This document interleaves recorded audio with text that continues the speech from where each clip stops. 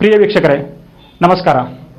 ಕಳೆದ 6-7 ತಿಂಗಳ ರಾಜ್ಯ ರಾಜಕಾರಣದಲ್ಲಿ ಹಲವಾರು ಪ್ರಮುಖ ನಾಯಕರು ಹಾಗೂ ಹಲವಾರು ವಿಷಯಗಳು ನೇಪಥ್ಯಕ್ಕೆ ಸರಿದಿವೆ. ಅದೇ ರೀತಿ ಕೆಲವೊಂದು ಹೊಸ ವಿಷಯಗಳು ಮುನ್ನೆಲೆಗೆ ಬಂದಿವೆ. ಕಳೆದ ಒಂದು ದಶಕದ ರಾಜ್ಯ ರಾಜಕಾರಣದಲ್ಲಿ ಸಿದ್ದರಾಮಯ್ಯ ಹೊರತಾದ ರಾಜ್ಯ ರಾಜಕಾರಣವನ್ನು ಊಹೆ ಮಾಡಿಕೊಳ್ಳಿಕ್ಕೂ ಆಗಲ್ಲ. ಸಿದ್ದರಾಮಯ್ಯ ಕೇಂದ್ರೀಕೃತ ರಾಜ್ಯ ರಾಜಕಾರಣ ರಾಜ್ಯದಲ್ಲಿ ನಡೀತಾ ಇದೆ. ಸಿದ್ದರಾಮಯ್ಯ ಅವರ ಸುತ್ತಲೇ ಹಲವಾರು ವಿಷಯಗಳು ಚರ್ಚೆಗೆ ಬರುತ್ತವೆ ಹಾಗೂ ಅವರೊಂದಿಗೆ ಅವು ಮುಕ್ತಾಯವಾಗುತ್ತವೆ. ಇವತ್ತು ಮಾಜಿ ಮುಖ್ಯಮಂತ್ರಿಗಳು ಹಾಗೂ ವಿಧಾನಸಭೆಯ ವಿರೋಧ ಪಕ್ಷದ ನಾಯಕರಾದ ಸಿದ್ದರಾಮಯ್ಯ ಅವರು ನಮ್ಮ ಜೊತೆ ಇದ್ದಾರೆ. ಬನ್ನಿ ಅವರನ್ನು ಮಾತಾಡಿಸೋಣ. ಸಿದ್ದರಾಮಯ್ಯ ಅವರೇ, ರಾಜ್ಯ ರಾಜಕಾರಣ ಒಂದು ರೀತಿ ಸಂಕ್ರಮಣ ಕಾಲದಲ್ಲಿದೆ. ಯಾವ ರೀತಿ ನೀವು ರಾಜ್ಯ ರಾಜಕಾರಣ ಬದಲಾಗುತ್ತಿರುವ ದಿಕ್ಕನ್ನು ನೀವು ವಿಶ್ಲೇಷಣೆ ಮಾಡ್ತೀರಿ? ಕಳೆದ ವಿಧಾನಸಭಾ ಚುನಾವಣೆಯಲ್ಲಿ ಈ ರಾಜ್ಯದ ಮತದಾರರು ಯಾವ ಪಕ್ಷಕ್ಕೂ ಕೂಡ ಬಹುಮತ ಕೊಡಲಿಲ್ಲ.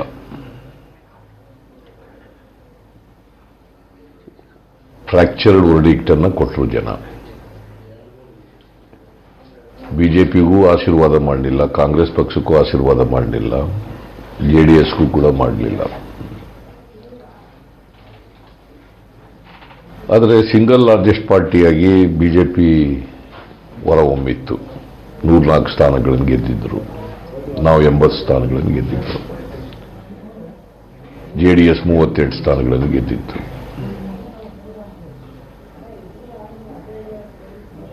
ಬಿಜೆಪಿ ಒಂದು ಕೋಮುವಾದಿ ಪಕ್ಷ, ಸಮಾಜ ಒಡಿತಕ್ಕಂಥ ಪಕ್ಷ. ಆ ಪಕ್ಷ ಅಧಿಕಾರಕ್ಕೆ ಬರಬಾರ್ದು ಅನ್ನೋ ಕಾರಣಕ್ಕೋಸ್ಕರವಾಗಿ ನಾವು ಜೆಡಿಎಸ್ನವ್ರನ್ನೇ ಮುಖ್ಯಮಂತ್ರಿ ಮಾಡಿ ಸಮ್ಮಿಶ್ರ ಸರ್ಕಾರವನ್ನು ರಚನೆ ಮಾಡಿದ್ದು. ಸಮ್ಮಿಶ್ರ ಸರ್ಕಾರ 1 ವರ್ಷ 2 ತಿಂಗಳ ಕಾಲ ಇತ್ತು. ಯಡಿಯೂರಪ್ಪನವರು ಬಿಜೆಪಿ ಅಧ್ಯಕ್ಷರಾಗಿದ್ದರು. ಅವರು ಆಪರೇಷನ್ ಕಮಲದ ಮೂಲಕ ಕಾಂಗ್ರೆಸ್ನಿಂದ 14 ಜನ ಎಂಎಲ್ಎಗಳನ್ನು ಪಕ್ಷಾಂತರಗೊಳಿಸಿ, ಜೆಡಿಎಸ್ನಿಂದ 3 ಜನರನ್ನು ಪಕ್ಷಾಂತರಗೊಳಿಸಿ, ಒಟ್ಟು 17 ಜನ ಆಪರೇಷನ್ ಕಮಲದ ಮೂಲಕ ಪಕ್ಷಾಂತರಗೊಳಿಸಿ ಹಿಂಬಾಗಲಿನಿಂದ ಮುಖ್ಯಮಂತ್ರಿ ಆಗ್ತಕ್ಕಂಥ ಕೆಲಸ ಮಾಡಿದ್ರು. ಅದಕ್ಕೋಸ್ಕರ ಕೋಟ್ಯಾಂತರ ರೂಪಾಯಿಯನ್ನು ಯಡಿಯೂರಪ್ಪನವರು ಖರ್ಚು ಮಾಡಿದರು. ಸೊ ರಾಜಕಾರಣ ಕರ್ನಾಟಕದಲ್ಲಿ ಅಂದಿನಿಂದ ಜನಾಶೀರ್ವಾದ ಇಲ್ಲದಿರತಕ್ಕಂಥ ಪಕ್ಷ ಅಧಿಕಾರದಲ್ಲಿ ಬಂದದ್ರಿಂದ ಜನರು ಬಿಜೆಪಿ ಸರ್ಕಾರ ಬಗ್ಗೆ ವಿಶ್ವಾಸ ಬೆಳೀಲೇ ಇಲ್ಲ. ಅದರ ಜೊತೆಗೆ ಇವರು ಜನರಿಗೆ ಏನೇನು ಭರವಸೆಗಳನ್ನು ಕೊಟ್ಟಿದ್ರು 2018ರಲ್ಲಿ, ಅವು ಯಾವನ್ನು ಕೂಡ ಜಾರಿ ಮಾಡಲಿಲ್ಲ. ಹಾಗಾಗಿ ಕರ್ನಾಟಕದ ಜನರಿಗೆ ಸಂಪೂರ್ಣ ವಿಶ್ವಾಸ ಹೋಯಿತು ಬಿಜೆಪಿ ಸರ್ಕಾರದ ಮೇಲೆ. ಅವರು ಕೂಡ ಕಳೆದ 2.5 ವರ್ಷ ಆಯಿತು ಅಧಿಕಾರಕ್ಕೆ ಬಂದು. 2 ವರ್ಷಗಳ ಕಾಲ ಯಡಿಯೂರಪ್ಪನವರಿದ್ದರು. ಈಗ ಸುಮಾರು 6 ತಿಂಗಳ ಕಾಲದಿಂದ ಬಸವರಾಜ ಬೊಮ್ಮಾಯಿ ಅವರಿದ್ದಾರೆ. ಲೀಡರ್ಶಿಪ್ ಬದಲಾವಣೆ ಆದ ತಕ್ಷಣ ಸರ್ಕಾರದ ಇಮೇಜ್ ಆಗಲಿ ಪಕ್ಷದ ಇಮೇಜ್ ಆಗಲಿ ಬದಲಾವಣೆ ಆಗಲ್ಲ. ಯಾಕಂದರೆ ಅವ್ರು ಮಾಡಿದಂಥ ದುರಾಡಳಿತ, ಭ್ರಷ್ಟಾಚಾರ, ಬೆಲೆ ಏರಿಕೆ, ಆರ್ಥಿಕ ದುಸ್ಥಿತಿ, ಇವು ಜನರ ವಿಶ್ವಾಸ ಗಳಿಸಲಿಕ್ಕೆ ಇವರಿಂದ ಜನರ ವಿರುದ್ಧ ಆಗಿದ್ದಾರೆ. ಈಗ ಜನರು ಬೇಸತ್ತಿದ್ದಾರೆ. ಸೊ ಕರ್ನಾಟಕದ ರಾಜಕಾರಣ ಇವತ್ತು ಒಂದು ರೀತಿಯಲ್ಲಿ ಆಂಟಿ ಇನ್ಕಂಬೆನ್ಸಿ ಅನ್ನೋದಕ್ಕಿಂತ ಅವರ ಆಡಳಿತವೇ ನಡೆಸಿಲ್ಲ, ಸಂಪೂರ್ಣ ಜನರ ವಿಶ್ವಾಸನೇ ಕಳ್ಕೊಂಡ್ಬಿಟ್ಟಿದ್ದಾರೆ. ದಟ್ಸ್ ವೈ ಜನರು ಸಂಪೂರ್ಣ ಬೇಸತ್ತಿದ್ದಾರೆ ಈ ಸರ್ಕಾರದಿಂದ. ಹಾಗಾಗಿ ಬದಲಾವಣೆಯನ್ನು ಕರ್ನಾಟಕದ ಜನ ಬದಲಾವಣೆ ಬಯಸ್ತಾ ಇದ್ದಾರೆ. ಇತ್ತೀಚೆಗೆ ನಡೆದಂಥ ಮಹಾನಗರ ಪಾಲಿಕೆ ಚುನಾವಣೆ ಆಗಿರ್ಬೋದು, ಕಲಬುರಗಿ, ಬೆಳಗಾವಿ, ಹುಬ್ಬಳ್ಳಿ, ಧಾರವಾಡ, ಆ ನಂತರ ಸಿಂದಗಿ ಮತ್ತು ಹಾನಗಲ್ ಉಪಚುನಾವಣೆ, ಜೊತೆಗೆ ಮೊನ್ನೆ ನಡೆದಂಥ ಪರಿಷತ್ ಚುನಾವಣೆ, ಜೊತೆಗೆ ಸ್ಥಳೀಯ ಸಂಸ್ಥೆಗಳ ಚುನಾವಣೆ. ಸೊ ಎಲ್ಲೋ ಈ ಚುನಾವಣೆಗಳ ಫಲಿತಾಂಶ ನೋಡಿದರೆ ಕಾಂಗ್ರೆಸ್ ಹುಮ್ಮಸ್ಸು ಇಮ್ಮಡಿಯಾಗಿದೆ ಅನಿಸುತ್ತಾ? ಈಗ ನೋಡಿ, ಜನಾಭಿಪ್ರಾಯ ಇವತ್ತು ಕಾಂಗ್ರೆಸ್ ಪರವಾಗಿದೆ ಅಂತಕ್ಕಂಥದ್ದು ಇಲ್ಲಿವರೆಗೆ ನಡೆದಂಥ ಉಪಚುನಾವಣೆಗಳಿರ್ಬೋದು, ಸ್ಥಳೀಯ ಸಂಸ್ಥೆಗಳಿಂದ ನಡೆದಂಥ ಚುನಾವಣೆಗಳಿರ್ಬೋದು, ಈಗ ಮೊನ್ನೆ ನಡೆದಂಥ ಚುನಾವಣೆಗಳಿರ್ಬೋದು, ಇವೆಲ್ಲವೂ ಕೂಡ ಬಹಳ ಸ್ಪಷ್ಟವಾಗಿ ಗೊತ್ತಾಗ್ತದೆ. ಇವತ್ತು ಜನರು ಕಾಂಗ್ರೆಸ್ ಪರವಾಗಿ ವಾಲ್ತಾ ಇದ್ದಾರೆ. ಜನರ ಅಭಿಪ್ರಾಯ ಕಾಂಗ್ರೆಸ್ ಪರವಾಗಿ ಮೂಡ್ತಾ ಇದೆ. ಹಿಂದೆ ನಮ್ಮ ಸರ್ಕಾರದ ಸಾಧನೆಗಳನ್ನು, ಜನಪರವಾದಂಥ ಕಾರ್ಯಕ್ರಮಗಳನ್ನು ಇವತ್ತು ನೆನಪು ಮಾಡ್ಕೊತಾ ಇದ್ದಾರೆ. ಸೊ ಮತ್ತೆ ಕಾಂಗ್ರೆಸ್ ಬರಬೇಕು ಅಂತಕ್ಕಂಥದ್ದು ಜನರ ಮನಸ್ಸಿನಲ್ಲಿ ಈಗ ಬರ್ತಾ ಇದೆ. ನೀವು ಸಾರ್ವಜನಿಕರು ಎಲ್ಲೇ ಹೋಗಿ ನೀವು ಪ್ರಶ್ನೆ ಮಾಡಿದ್ರು ಕೂಡ ಅವರು ಮತ್ತೆ ಕಾಂಗ್ರೆಸ್ ಬರ್ತದೆ ಅಂತಕ್ಕಂಥ ಭಾವನೆ ಹೇಳ್ತಾ ಇದ್ದಾರೆ. ಸೊ ಹಾಗಾಗಿ ಇವತ್ತು ಕಾಂಗ್ರೆಸ್ ಪರವಾದಂಥ ಗಾಳಿ ಬೀಸಲಿಕ್ಕೆ ಪ್ರಾರಂಭ ಆಗಿದೆ. ಪರಿಷತ್ ಚುನಾವಣೆಯಲ್ಲಿ ಕೆಲವೊಂದು ಬಿಜೆಪಿಯ ಬಲವಾದ ಕ್ಷೇತ್ರಗಳಲ್ಲೇ ಕಾಂಗ್ರೆಸ್ಸು ಛಿದ್ರಗೊಳಿಸಿ ಅಧಿಕಾರಕ್ಕೆ ಬಂದಿದೆ. ಪರ್ಟಿಕ್ಯುಲರ್ಲಿ ಬೆಳಗಾವಿ ಆಗಿರ್ಬೋದು, ಆಮೇಲೆ ನಿಮ್ಮದು ಬಿಜಾಪುರ ಆಗಿರ್ಬೋದು. ಸೊ ಹುಬ್ಬಳ್ಳಿ ಧಾರವಾಡದಲ್ಲಿ ಜಗದೀಶ್ ಶೆಟ್ಟರ್ ಅವರ ಸ್ವತಃ ಸಹೋದರ 2ನೇ ಪ್ರಾಶಸ್ತ್ಯದ ಮತಗಳನ್ನು ತೊಗೊಂಡು ಗೆಲ್ತಾರೆ. ಇದೆಲ್ಲ ವಿಶ್ಲೇಷಣೆ ನೋಡಿದರೆ ಅವರು 11 ಸೀಟ್ ಗೆದ್ದಿರ್ಬೋದು, ನೀವು 11 ಸೀಟ್ ಗೆದ್ದಿರ್ಬೋದು. ಆದರೆ ಆಡಳಿತ ಪಕ್ಷವಾಗಿ 11 ಸೀಟ್ ಗೆಲ್ಲೋದಕ್ಕೂ ಪ್ರತಿಪಕ್ಷವಾಗಿ 11 ಸೀಟ್ ಗೆಲ್ಲೋದಕ್ಕೂ ತುಂಬ ವ್ಯತ್ಯಾಸ ಇದೆ. ಸ್ಥಳೀಯ ಸಂಸ್ಥೆಗಳಿಂದ ನಡೆದಂಥ ಚುನಾವಣೆಗಳು 25 ಸ್ಥಾನಗಳಿದಾವಲ್ಲ, ಅದರಲ್ಲಿ 5 ಕ್ಷೇತ್ರಗಳಲ್ಲಿ 2 ಡಬಲ್ ಮೆಂಬರ್ಶಿಪ್ ಇದೆ. ಅಲ್ಲಿ ಕಾಂಗ್ರೆಸ್ ಒಂದು, ನಾವು ಒಂದು ಗೆಲ್ಲೇಬೇಕು. ಕಾಂಗ್ರೆಸ್ ಒಂದು, ಬಿಜೆಪಿ ಒಂದು ಲಿಖಿತ ಒಪ್ಪಂದ ರೀತಿ ಇತ್ತು. ಬೆಳಗಾಂನಲ್ಲಿ ಇಂಡಿಪೆಂಡೆಂಟ್ ಗೆದ್ದಿದೆ, ಬಿಜೆಪಿ ಸೋತಿದೆ. ಹೆಚ್ಚು MLAಗಳಿರ್ತಕ್ಕಂಥ ಕ್ಷೇತ್ರ ಅವರು.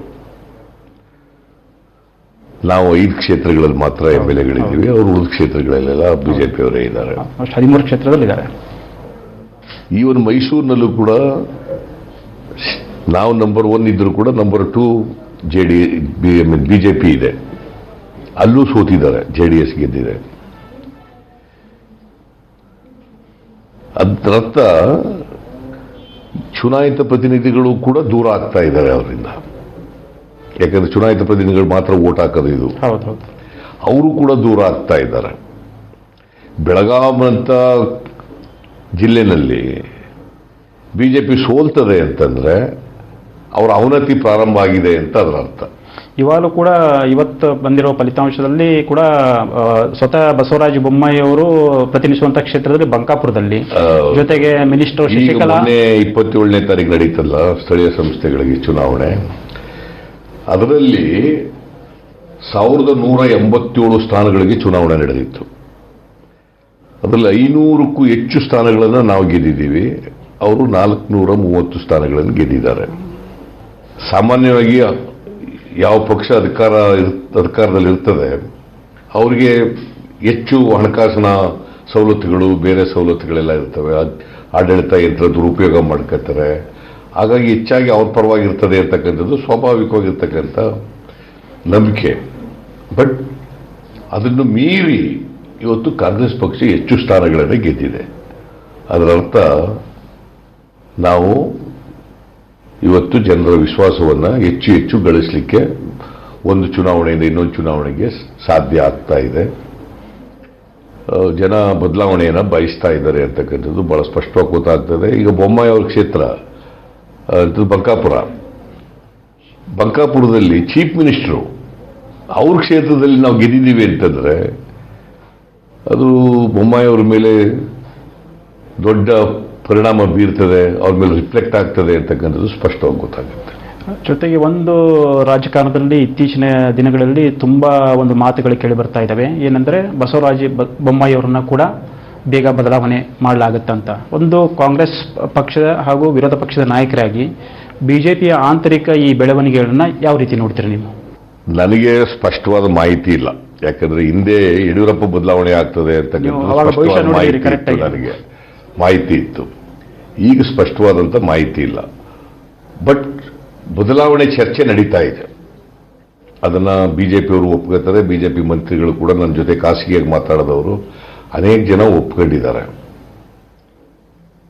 ಅದು ಬಹಿರಂಗವೂ ಕೂಡ ಕೆಲವರು ಹೇಳಿದ್ದಾರೆ. ಚರ್ಚೆ ನಡೀತಾ ಇರೋದು ನಿಜ ಅಂತ. ಅದು ಅಂತಿಮವಾಗಿ ಅವರು ಹೈಕಮಾಂಡ್ನವರು ತೀರ್ಮಾನ ಮಾಡಬೇಕು. ಯಾಕಂದ್ರೆ ಒಂದು, ಬಸವರಾಜ ಬೊಮ್ಮಾಯಿ ಅವರ ಕಾಲದಲ್ಲಿ ಬಿಜೆಪಿಗೆ ಸೋಲು ಹೆಚ್ಚಾಗ್ತಾ ಇದೆ, ಮತ್ತೆ ಭ್ರಷ್ಟಾಚಾರನೂ ಕೂಡ ಜಾಸ್ತಿ ಆಗ್ತಾ ಇದೆ ಅನ್ನೋದು ಹೈಕಮಾಂಡ್ ಗಮನಕ್ಕೆ ಬಂದಿದೆ ಅಂತಕ್ಕಂಥದ್ದು. ಈಗ ನೋಡಿ, 40% ಕಮಿಷನ್ ಕೊಡಬೇಕು ಅಂತೇಳಿ ಕಾಂಟ್ರಾಕ್ಟರ್ಸ್ ಅಸೋಸಿಯೇಷನ್ನ ಕೆಂಪಣ್ಣ ಅವರು ಪ್ರಧಾನಿಯವರಿಗೆ ಪತ್ರ ಬರೆದಿದ್ದಾರೆ. ಪ್ರಧಾನಮಂತ್ರಿಯವರು ಏನೂ ಮಾಡಿಲ್ಲ. ಅದನ್ನ ನಾ ಕಾವುಂಗ ನಾ ಕಾನೇ ದೂಂಗ ಅಂತಿದ್ದವರು ಏನೂ ಮಾಡಿಲ್ಲ. ಎಂಕ್ವೈರಿ ಮಾಡಿ ಅಂತ ಒತ್ತಾಯ ಮಾಡಿದ್ದಾರೆ. ಅವ್ರು ಮಾಡಿದ್ದು ಯಾವಾಗ? ಜುಲೈನಲ್ಲಿ. ಇಲ್ಲಿವರೆಗೂ ಮಾಡಿಲ್ಲ. ಸೊ ಅವ್ರ ಪತ್ರಿಕೆಗೂ ಬಿಡುಗಡೆ ಮಾಡಿದ್ದಾರೆ, ಪ್ರೆಸ್ ಭೇಟಿ ಮಾಡಿ ಹೇಳಿದ್ದಾರೆ. ಇವ್ರ ಸರ್ಕಾರನೂ ಕೂಡ ನಾನು ಹೇಳಿದೆ, ಒಂದು ಸುಪ್ರೀಂ ಕೋರ್ಟ್ ಜಡ್ಜಿನ ಅಧೀನದಲ್ಲಿ ಒಂದು ತನಿಖೆ ಮಾಡಿಸಿ, ಸ್ವತಂತ್ರವಾದಂಥ ತನಿಖೆ ಸರ್ಕಾರದ ಅವಧಿಯಲ್ಲಿ ಆಗಿದ್ದನ್ನು ಮಾಡಿಸಿ ಅಂತ ಹೇಳಿದ್ರೆ ನಾನೇ ಹೇಳಿದೆ. ನಮ್ಮ ಕಾಲದಲ್ಲಿ ಆಗಿದೆ ಅಂತ ಬಸವರಾಜ ಬೊಮ್ಮಾಯಿ ಅವರು ಹೇಳಿದ್ರು, ಮುಖ್ಯಮಂತ್ರಿ.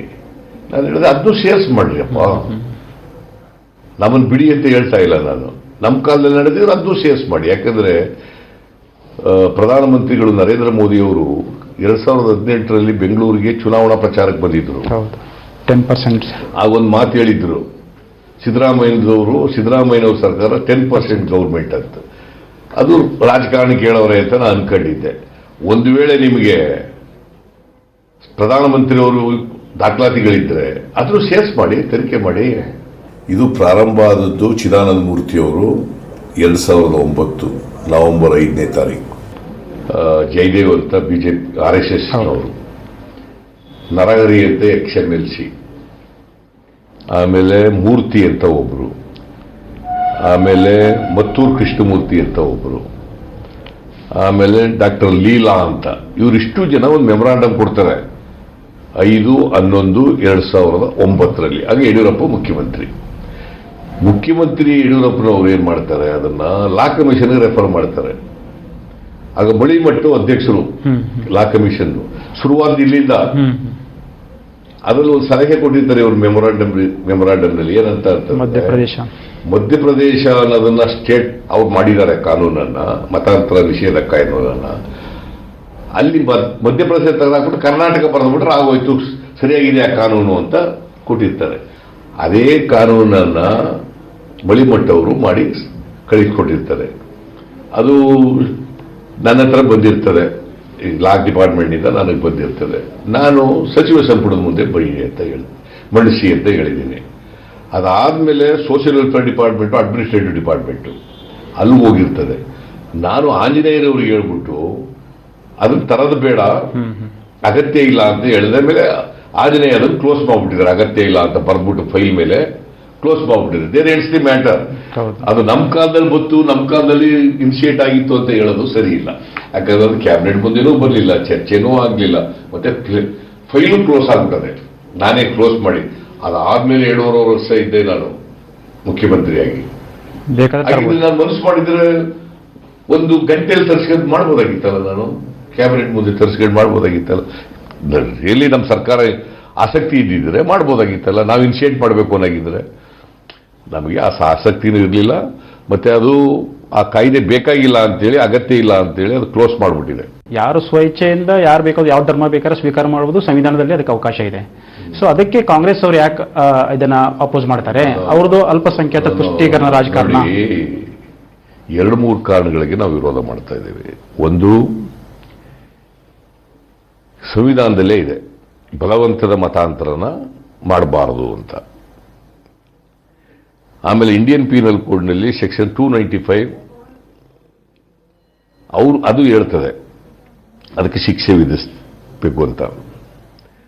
ಮೂರನೇದು, ಬರ್ಡನ್ ಆಫ್ ಪ್ರೂಫ್ ಇದೆಯಲ್ಲ ಈ ಬಂದಿರತಕ್ಕಂಥ ಕಾಯ್ದೆನಲ್ಲಿ, ಬರ್ಡನ್ ಆಫ್ ಪ್ರೂಫ್ ಯಾವಾಗಲೂ ಪ್ರಾಸಿಕ್ಯೂಷನ್ ಮೇಲೆ ಇರಬೇಕು. ಬರ್ಡನ್ ಆಫ್ ಪ್ರೂಫ್ ಅಕ್ಯೂಸ್ಡ್ ಮೇಲೆ ಹಾಕ್ತಾರೆ. ಇದು ನ್ಯಾಚುರಲ್ ಜಸ್ಟಿಸ್ಗೆ ವಿರೋಧವಾಗಿರ್ತಕ್ಕಂಥದ್ದು. ದೂರದಾರನಿಗೆ ಹೆಚ್ಚು ಅಡ್ವಾಂಟೇಜ್ ಇದೆ ಅಂತ ಹೇಳೋದು ನೀವು. ಕ್ರಿಮಿನಲ್ ಜುರಿಸ್ಪ್ರುಡೆನ್ಸ್ಗೆ ವಿರುದ್ಧವಾಗಿ ಜುರಿಸ್ಪ್ರುಡೆನ್ಸ್ ಇದೆಯಲ್ಲ ಅದಕ್ಕೆ ವಿರುದ್ಧವಾದ ಜುರಿಸ್ಪ್ರುಡೆನ್ಸ್ಗೆ ವಿರುದ್ಧವಾದದ್ದು ಒಂದು. ಬೈ ಮ್ಯಾರಿಯೇಜ್ ಬಲಾತ್ಕಾರದ ಮತಾಂತರ ಅದಕ್ಕೆ ಬೈ ಮ್ಯಾರೇಜ್ ಅಂತ ಸೇರಿಸ್ಬಿಟ್ಟಿದ್ದಾರೆ ಹೊಸದಾಗಿ. ಇದನ್ನೇನೆ ಗುಜರಾತ್ನವರು ಮಾಡಿ ಗುಜರಾತ್ ಹೈಕೋರ್ಟ್ನವರು ಛೀಮಾರಿ ಹಾಕಿ ಆ ಸರ್ಕಾರಕ್ಕೆ ಸ್ಟೇ ಮಾಡಿದ್ದಾರೆ. ಸೊ ಇದ್ರ ಉದ್ದೇಶ ಏನು? ಈ ಕಾನೂನು ತರಬೇಕಾದ್ರ ಉದ್ದೇಶ ಏನು? ಇವರು ಯಾವುದೋ ಒಂದು ಜಾತಿ ಧರ್ಮ ಇಟ್ಟುಕೊಂಡು ಹಿಂದೂಗಳ ಮತಗಳನ್ನು ಪೋಲರೈಸ್ ಮಾಡೋಕ್ಕೋಸ್ಕರ ಮಾಡಿರ್ತಕ್ಕಂಥದ್ದು. ಸೊ ಅದರಿಂದ ಉದ್ದೇಶ ಒಳ್ಳೆಯದಲ್ಲ, ದುರುದ್ದೇಶದಿಂದ ಮಾಡಿರ್ತಕ್ಕಂಥದ್ದು ಒಂದು. ಇದು ಎರಡನೇದು. ಮೂರನೇದು,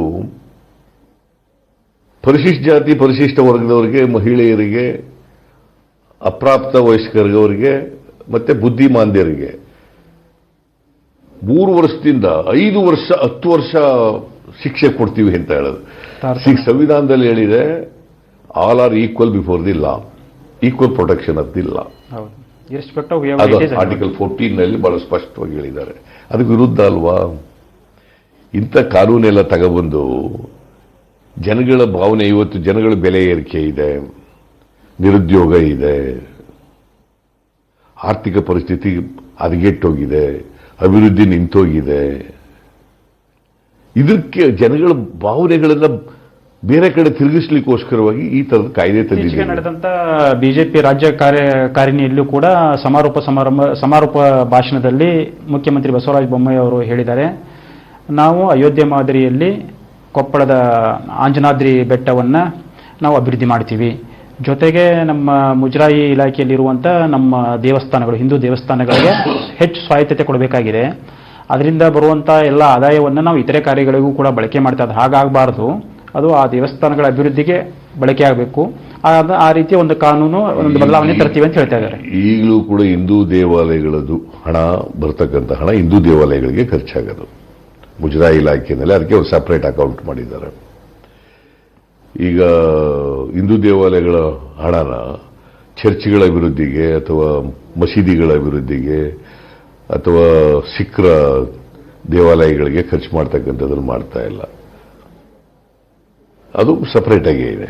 ಈಗ ಹಿಂದೂ ದೇವಾಲಯಗಳು ಈಗ ಯಾರ ಅಧೀನದಲ್ಲಿದ್ದಾವೆ? ಸರ್ಕಾರದ ಅಧೀನದಲ್ಲಿದ್ದಾವೆ ಅಲ್ವಾ? ಕೆಲವು ದೇವಸ್ಥಾನಗಳಿದ್ದಾವೆ, ಕೆಲವು ದೇವಸ್ಥಾನಗಳು ಖಾಸಗಿಯವರು. ಈಗ ನಮ್ಮೂರಿನ ದೇವಸ್ಥಾನ ನಮ್ಮ ಅಧೀನದಲ್ಲಿದೆ. ಹಾಗೆ ಬಹಳಷ್ಟು ದೇವಸ್ಥಾನಗಳು ಅವರ ಅಧೀನದಲ್ಲಿ ಇರ್ತವೆ ಅಥವಾ ಟ್ರಸ್ಟ್ಗಳಿರ್ತವೆ, ಮಾಡಿರ್ತವೆ. ನೀವು ಆದಾಯ ಹೆಚ್ಚು ಮಾಡಲಿಕ್ಕೆ, ಅವನ್ನ ಅಭಿವೃದ್ಧಿ ಮಾಡಲಿಕ್ಕೆ ಏನು ಬೇಕೋ ಮಾಡಿ, ನಮ್ದೇನು ತಕರಾರಿರೋದಿಲ್ಲ.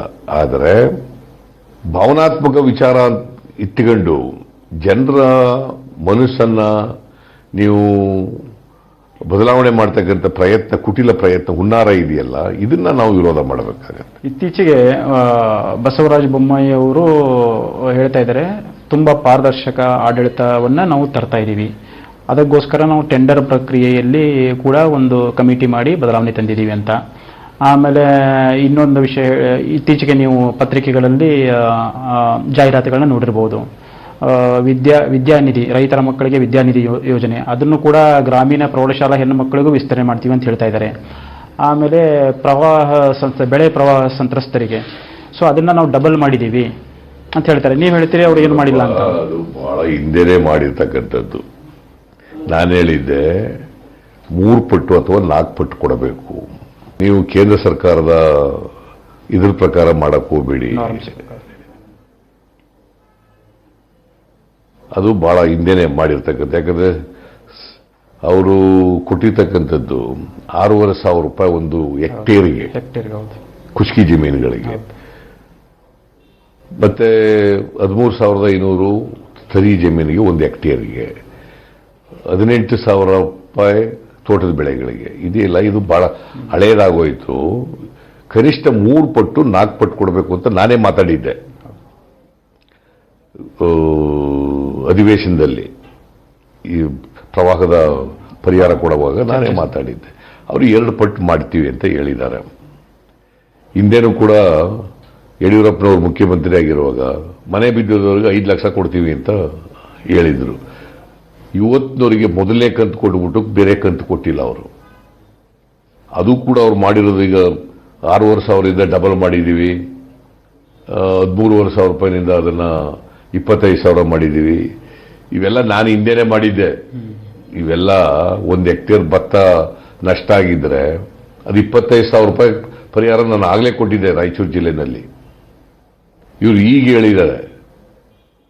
ಅದು ದೊಡ್ಡದಲ್ಲ, ಇನ್ನೂ ಜಾಸ್ತಿ ಮಾಡಬೇಕಾಗಿತ್ತು ನಿಜವಾಗಿ ರೈತರಿಗೆ. ಮತ್ತೆ 2 ಹೆಕ್ಟೇರ್ವರೆಗೂ ಮಾತ್ರ ಕೊಡೋದು, 2 ಹೆಕ್ಟೇರ್ವರೆಗೂ ಮಾತ್ರ ಕೊಡೋದು. ಮತ್ತೆ ಬೆಳೆ ನಷ್ಟ 30%ಗಿಂತ ಜಾಸ್ತಿ ಆಗಿರಬೇಕು. ಅದರಿಂದ ಬಹಳ ಜನಕ್ಕೆ ಸಿಕ್ಕದಿಲ್ಲ ಅದು. ಅದರಿಂದ ನನ್ನ ಪ್ರಕಾರ 3 ಪಟ್ಟು 4 ಪಟ್ಟು ಹೆಚ್ಚು ಮಾಡಿಕೊಡ್ಬೇಕಾಗಿತ್ತು. ಬಟ್ ಅಂದ್ರೆ ನೀವು ಪ್ರಕಾರ ಇದು ಒಂದು ರೀತಿಯ ಕಣ್ಣೊರೆಸುವ ತಂತ್ರ ಮಾತ್ರ. ಇದು ನಿಜವಾಗಿ ಏನು ರೈತರಿಗೆ ಇವರಿಗೆ ಮಾಡಬೇಕನ್ನೋ ಉದ್ದೇಶ ಏನಿಲ್ಲ ಇದರಲ್ಲಿ. ಸದುದ್ದೇಶ ಇಲ್ಲ ಇವರಿಗೆ, ರೈತರಿಗೆ ಸಹಾಯ ಮಾಡಬೇಕು ಅನ್ನೋದಿಲ್ಲ. ಹಂಗಿದ್ದಿದ್ರೆ ಕೇಂದ್ರ ಸರ್ಕಾರ 3 ಕಾನೂನುಗಳು ತತ್ತಿದ್ರ. ನಾವು ಹೇಳೋದು ಇವಾಗ ನೀವು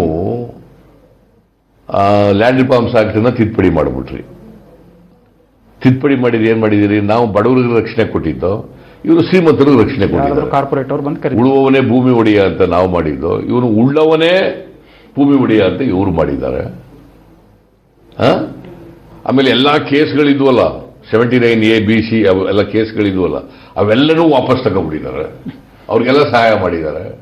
ಈಗ ಇದಿನೇ ಇಲ್ಲ, ಸೀಲಿಂಗ್ ಇಲ್ಲ, ಯಾವನ್ ಬೇಕಾದ್ರೂ ಜಮೀನು ತಗೋಬಹುದು. Anybody can purchase agriculture land. ಒಂದು ಕಡೆ ಬೆಲೆ ಏರಿಕೆ ಇದೆ, ಒಂದು ಕಡೆ ಕೋವಿಡ್-19 ಇದೆ, ಜನರ ಹತ್ರ ಉದ್ಯೋಗ ಇಲ್ಲ. ಸೊ ಜನ ಒಂದು ಹೊತ್ತಿನ ಊಟ ಮಾಡೋಕ್ಕೆ ಕಷ್ಟಪಡ್ತಾ ಇದ್ದಾರೆ. ಇಂಥ ಸಂದರ್ಭದಲ್ಲಿ ನಿಜವಾಗೂ ರಾಜ್ಯದ ಬೊಕ್ಕಸ ಗಟ್ಟಿಯಾಗಿದೆಯಾ? ನಿಜವಾಗಲೂ ಜನರ ಕಲ್ಯಾಣಕ್ಕೋಸ್ಕರ ಕೆಲವೊಂದು ಯೋಜನೆಗಳನ್ನ ಮಾಡುವಷ್ಟು ಶಕ್ತಿ, ಆರ್ಥಿಕ ಶಕ್ತಿ ಈ ರಾಜ್ಯಕ್ಕಿದೆಯಾ, ಈ ಸರ್ಕಾರಕ್ಕಿದೆಯಾ? ಈಗ ನೋಡಿ, ಒಂದು ಉದಾಹರಣೆ ಕೊಡ್ತೀನಿ ನಿಮಗೆ. ನಾವು ಅಧಿಕಾರದಲ್ಲಿದ್ದಾಗ 1 ವರ್ಷಕ್ಕೆ ಸೂರಿಲ್ಲದವರಿಗೆ, ನಿವೇಶನ ಇಲ್ಲದವರಿಗೆ ಮನೆ ಕಟ್ಟಿಸ್ಕೊಡ್ತಾ ಇದ್ದು. 3 ಲಕ್ಷ ಮನೆಗಳನ್ನು ವರ್ಷಕ್ಕೆ ಕಟ್ಟಿಸ್ತಾ ಇದ್ದು, ಸೈಟ್ಗಳನ್ನು ಹಂಚಿಕೆ ಮಾಡ್ತಾ ಇದ್ದು. ಇವರು 2.5 ವರ್ಷದಲ್ಲಿ ಒಂದೇ ಒಂದು ಮನೆ ಹೊಸದಾಗಿ ಮಂಜೂರು ಮಾಡಲಿಲ್ಲ. ಕೇಳಿದ್ರೆ ದುಡ್ಡಿಲ್ಲ ಅಂತಾರೆ. ಒಂದು ಅಭಿವೃದ್ಧಿ ಕೆಲಸಗಳು ಯಾವುದೂ ಮಾಡ್ತಾ ಇಲ್ಲ. ಹೊಸದಾಗಿ ಒಂದು PWD ರಸ್ತೆ ಮಾಡ್ಕೊಳ್ರಿ, ಜನ ಕೇಳ್ತಾ ಇದ್ದಾರೆ ಅಂದ್ರೆ ಇಲ್ಲ.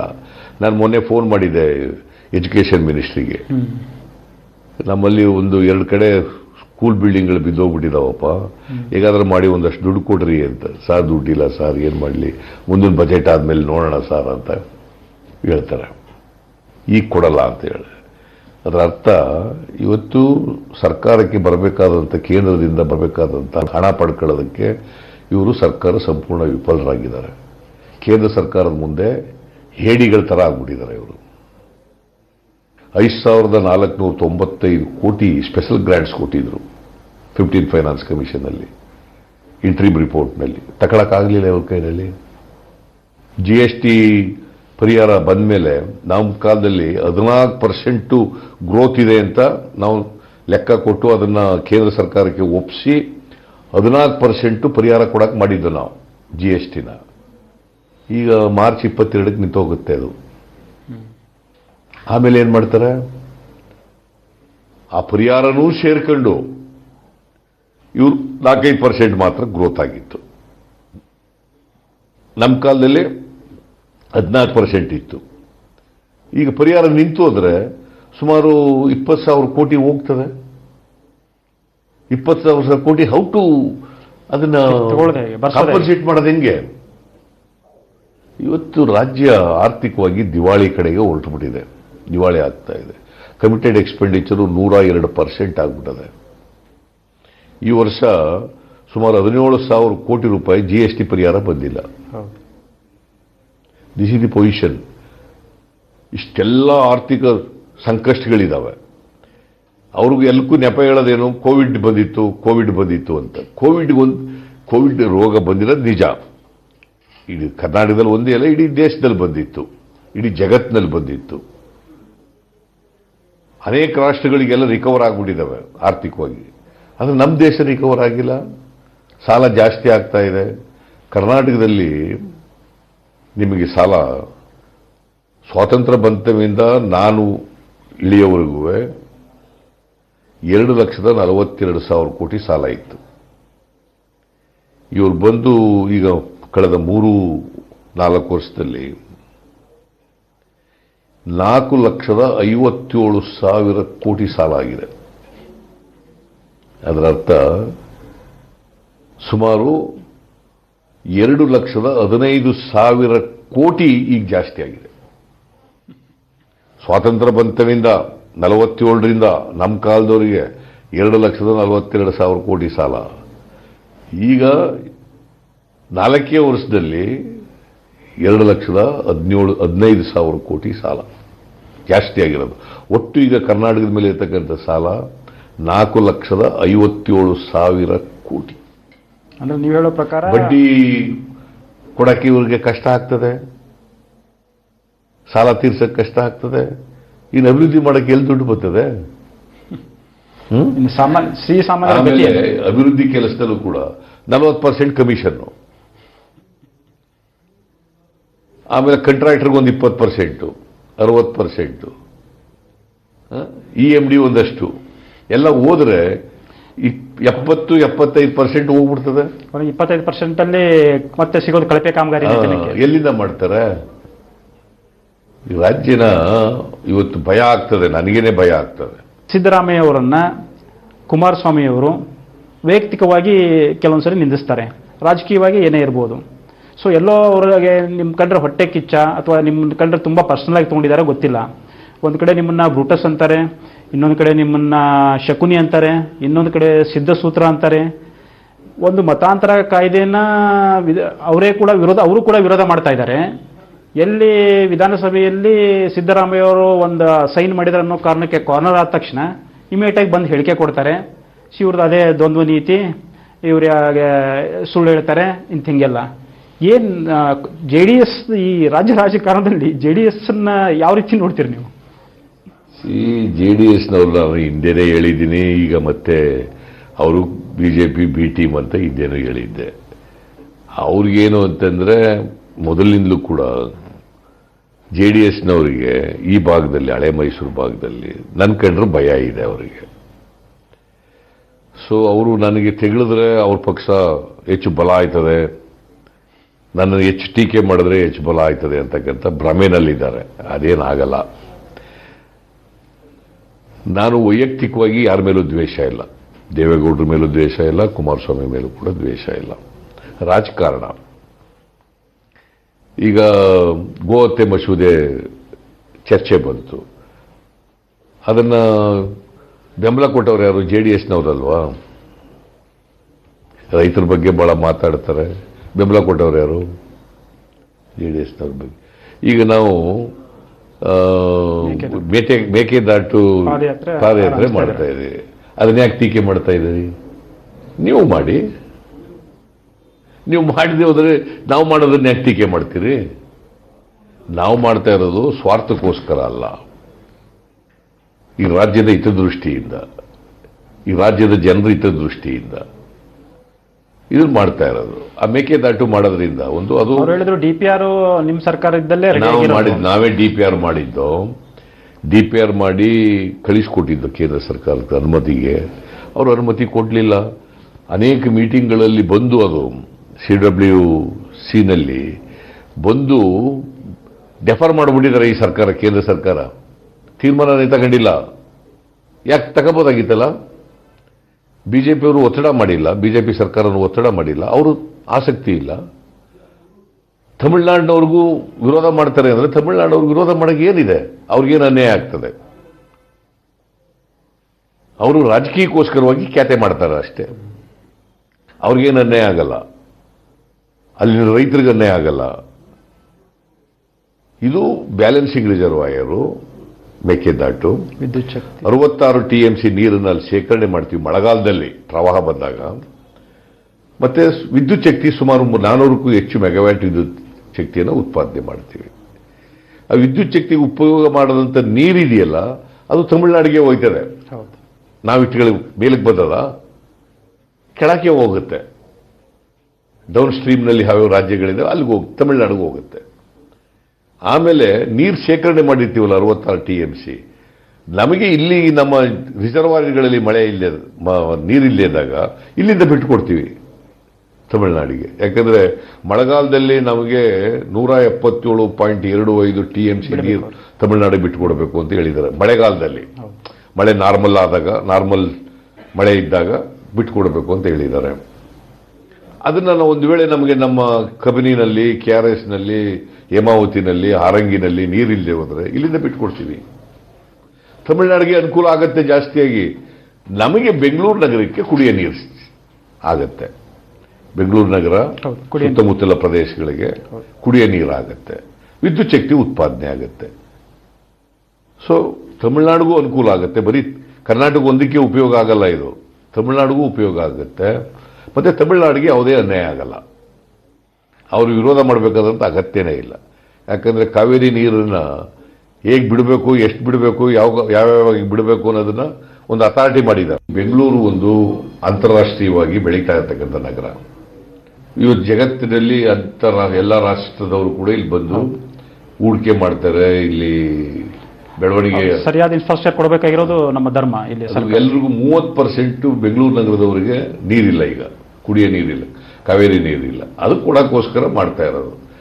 ಇದಕ್ಕೆ ನಾವು ಪಾದಯಾತ್ರೆ ಮಾಡ್ತೀವಿ, ಮಾಡಲಿಲ್ಲ, ವಿಳಂಬ ಆಗಿದೆ ಅಂತ ಪಾದಯಾತ್ರೆ ಮಾಡ್ತೀವಿ ಅಂದ್ರೆ ಇವ್ರಿಗೇನಂತೆ, JDSನವ್ರಿಗೇನು ತೊಂದರೆ? ಅವ್ರಿಗೇನು ತೊಂದರೆ ಏನು? ಅವ್ರಿಗೆ ಭೀತಿ ಅಂತ ನಿಮ್ಮನ್ನ ಕಂಡ್ರೆ ಅಥವಾ ಭೀತಿ ಇರಬೇಕು, ಅಥವಾ ಅವರ ಶಕ್ತಿ ರಾಜಕೀಯವಾಗಿ ಕಡಿಮೆ ಆಗ್ತದೆ ಅಂತಕ್ಕಂಥ ಭಯ ಇರಬೇಕು. ಆ ಕಾರಣದಿಂದ ಅವರು ವಿರೋಧ ಮಾಡ್ತಾರೆ. ಅದು ಬಿಟ್ಟರೆ ಬೇರೆ ಏನೂ ಇಲ್ಲ.